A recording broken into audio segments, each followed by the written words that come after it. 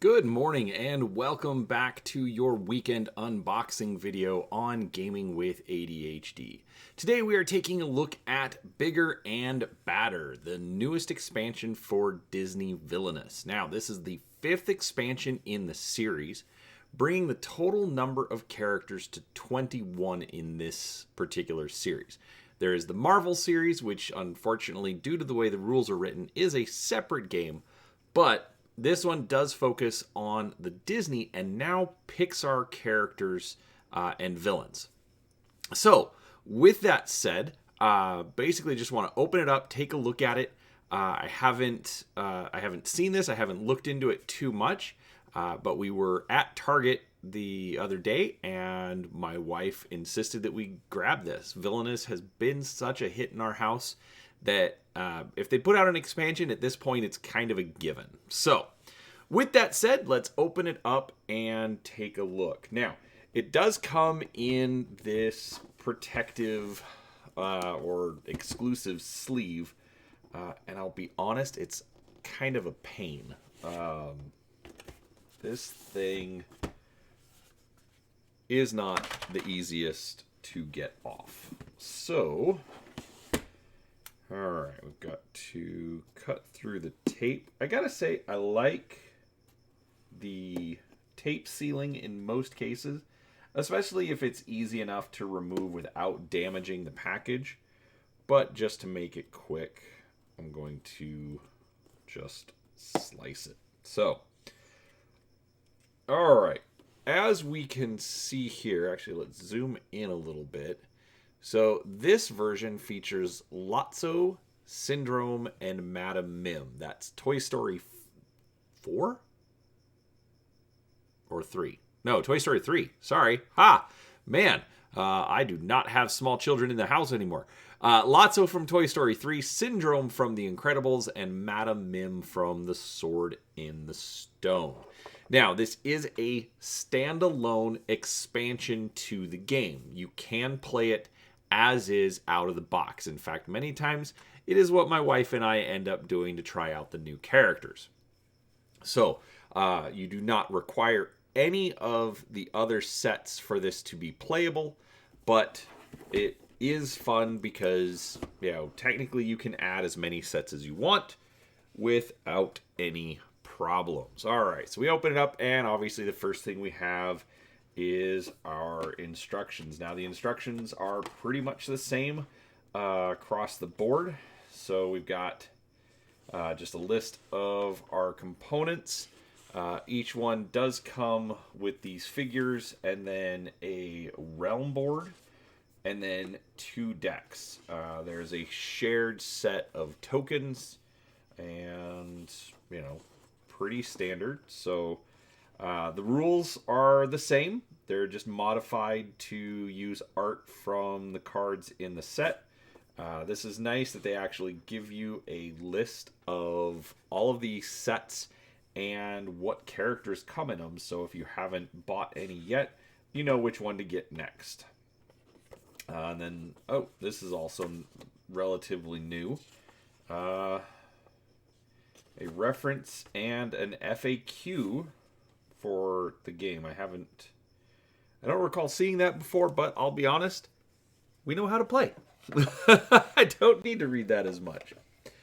All right, so I'm going to point this out first. This is the Target exclusive playing piece. Basically, it's a black metallized looking pawn for Syndrome.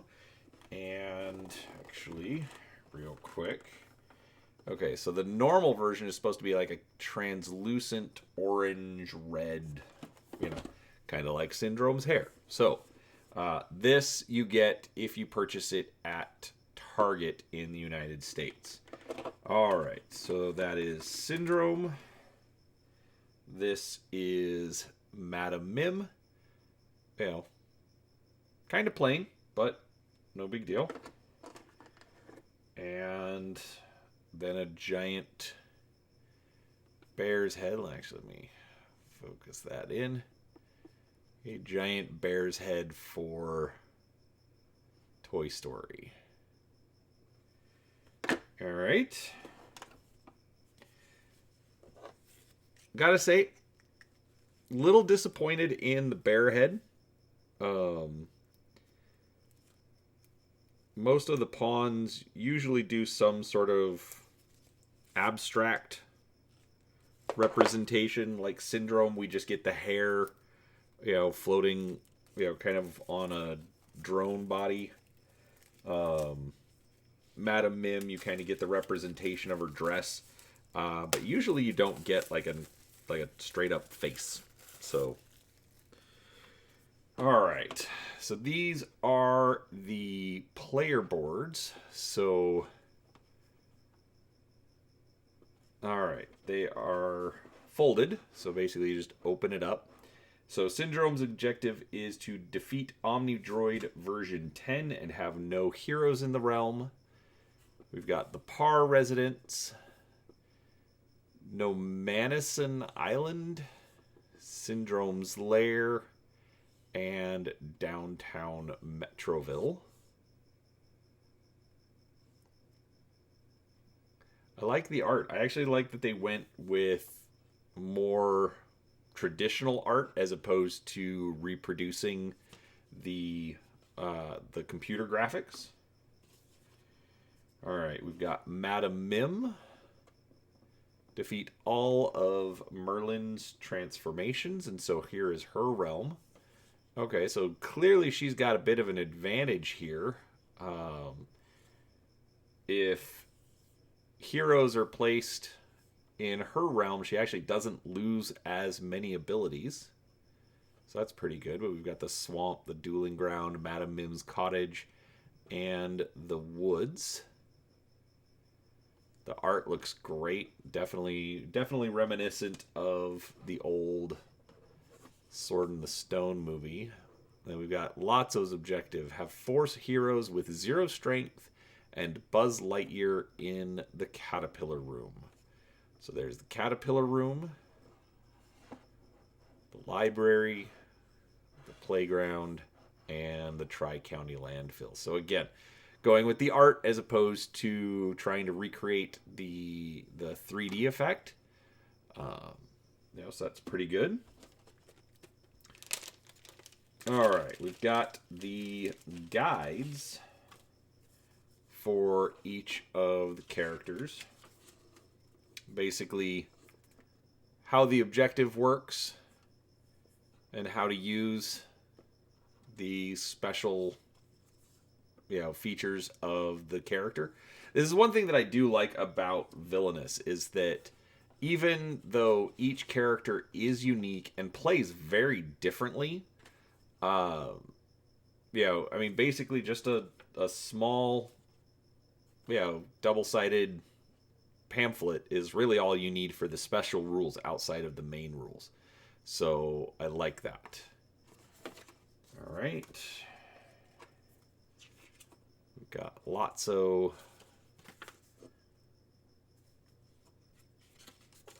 Description of the objectives. Special rules. So there's that. Then got cheat sheets for what all of the symbols represent. And a cheat sheet for the villain objectives so that everybody knows how these characters play.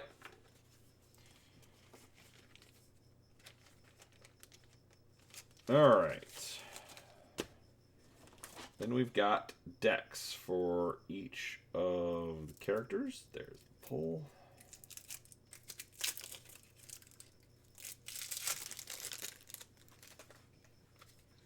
All right, so for Toy Story, we've got Woody, Spanish mode Buzz Lightyear. That's fantastic. Jesse, Rex, Ham, Daisy's Locket, Claw.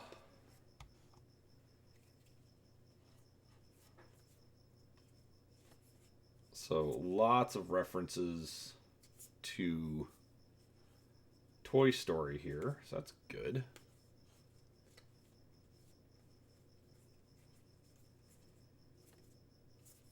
Sorry if I'm flipping through pretty quick, but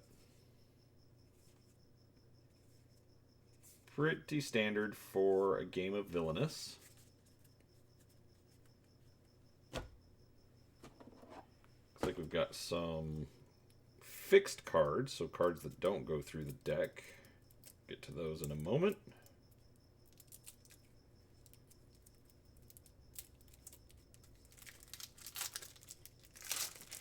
All right. Madam Mims. So Merlin's different transformations.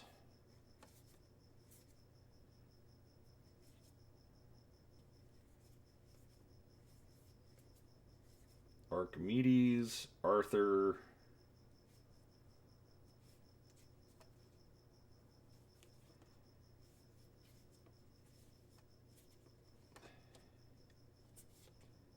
I didn't realize all the different Disney references out of Sword in the Stone. That's actually pretty cool. Probably also only seen it twice in my life.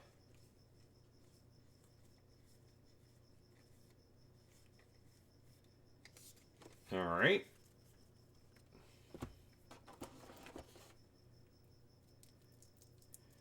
This is the one that I'm excited for. Incredibles is one of my favorite Pixar movies, so I'm really excited to have this movie in the set now.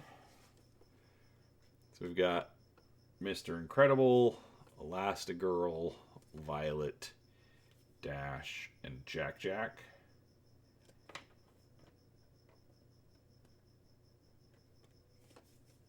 Frozone. The kid on the tricycle, that's fantastic.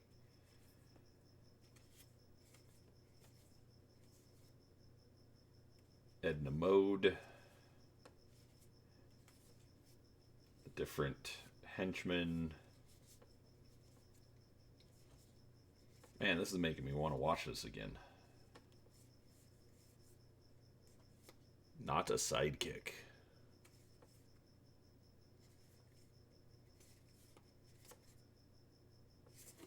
All right, very cool. All right, we then have... All right, the tokens are pretty standard. This is the Fate chip. Basically, in larger games, these are used so that one person just doesn't get hit repeatedly. This is actually nice. I don't think I've seen these in Villainous before. Again, or I'm not paying attention. You know, plus and minus tokens. So +1, -1, -2, -3. So that's cool. Alright. Oh, looks like... Okay, so we have a quote-unquote permanent card for Buzz Lightyear. Demo mode. Or regular Buzz. There you go. The Omnidroid X9. X8. Version 10. Alright, so probably... definitely gonna have to read the rules on that one. But overall, pretty standard Villainous set. I don't think they're doing much that's, you know, too crazy. Just coming up with different ways to apply the different stories to the game. I think that is actually one of the strong suits on Villainous, is that they actually capture the feel of whatever movie they're representing. You know, I think I have actually become a big fan of Prospero Hall and the work that they do, and this is fantastic. So, with that said, this is Disney Villainous. Like I said, we did pick up the Target exclusive version, so the contents are mostly the same. You'll just have a different pawn for Syndrome if you pick it up somewhere else. But other than that, If you like the video, please do like it. And if you're new to the channel, make sure you subscribe. I am trying to get regular content out on all sorts of things related to tabletop gaming. But I appreciate your time today. Thanks for watching, and we'll talk to you next time.